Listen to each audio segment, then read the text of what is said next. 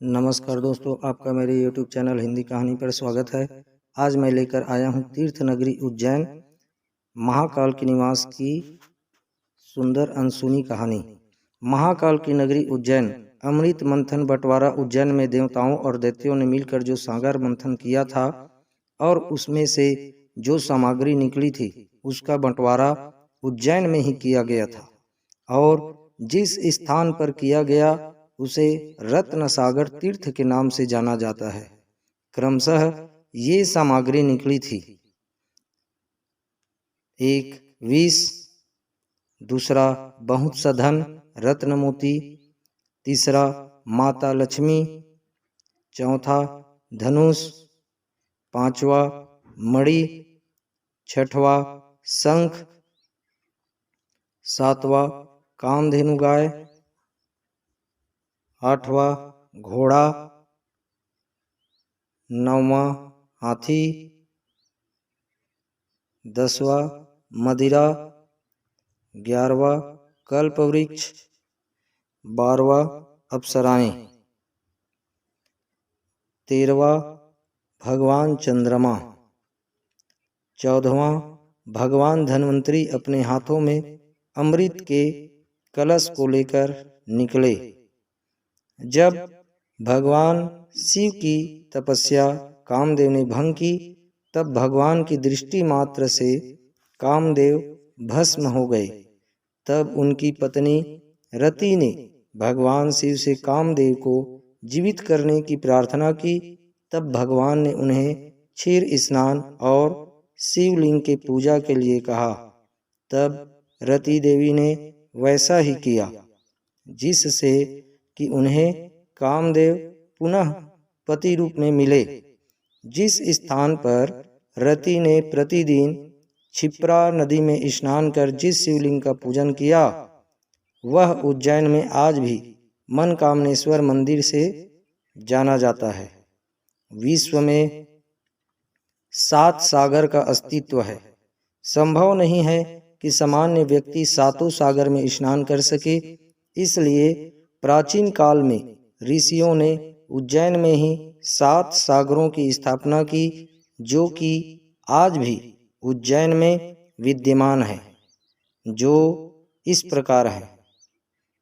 पहला रुद्र सागर, दूसरा विष्णु सागर, तीसरा क्षीर सागर, चौथा पुरुषोत्तम सागर, पांचवा गोवर्धन सागर, छठवां रत्नाकर सागर, सातवां पुष्कर सागर, जिनमें कि स्नान करने से विश्व के 7 सागरों में स्नान करने का फल प्राप्ति होता है।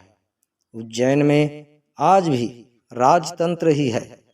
प्राचीन काल में कोई भी राजा जो उज्जैन का शासक हुआ करता था वह अपना महल उज्जैन की सीमा के बाहर ही बनवाता था। यदि कोई राजा उज्जैन में सो जाता तो वह मर जाता था, क्योंकि एक राज्य में 2 राजा कैसे संभव है।